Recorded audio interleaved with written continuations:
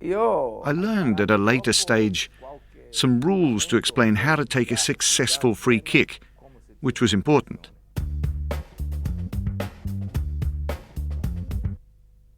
I started studying my way of taking them to see how I could explain what I did.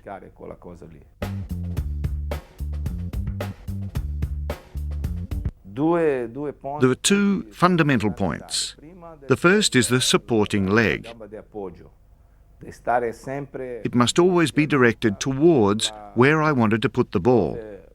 Now that's so important. And it had to stay still and firm to balance the whole body.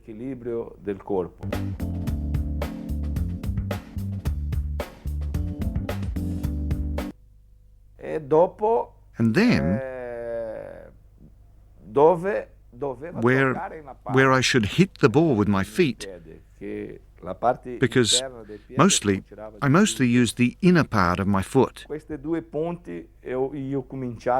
started studying these 2 points to see if it was more important than my talent.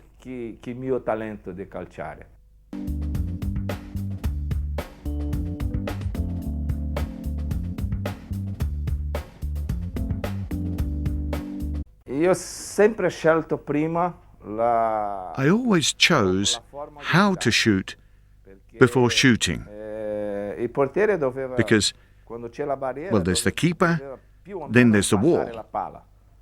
He still, more or less, had to look at the ball, and to look at the ball he has to move at least a little. And if I kicked the ball hard the way I could, it was difficult for him to reach there and get the ball. If he didn't look at the ball, he had to stay in the center. But by hitting the ball hard to the left or the right, he just couldn't get it.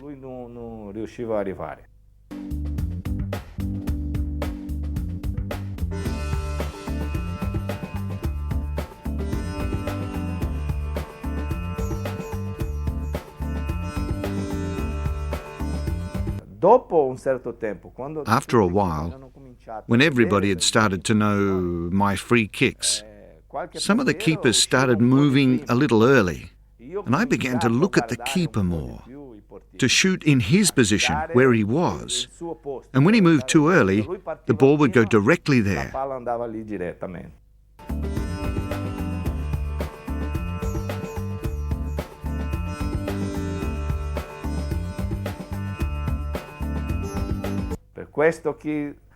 So then, they started to stay rooted on the spot, not to move early because they knew I'd shoot in both directions.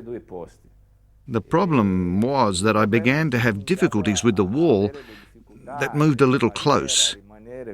In one game at home against Juventus, it was near the end of the match.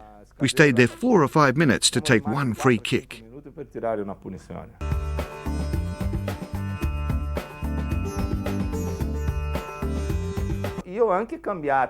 I also changed around a bit. Sometimes I hit it harder or with the outside of the foot because, well, in life you always have to change and find new ways to surprise goalkeepers.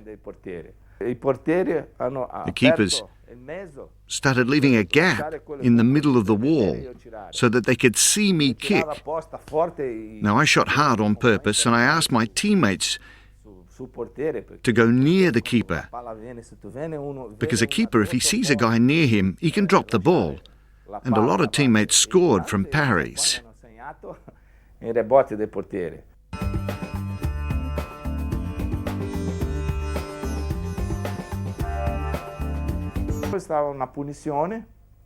This was one of the free kicks, and as usual, the wall was too close. And I could see there was no space to get the ball over the wall.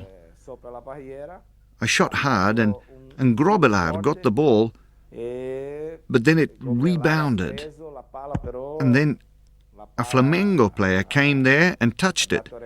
And he got it again, and then Agilio slotted it in.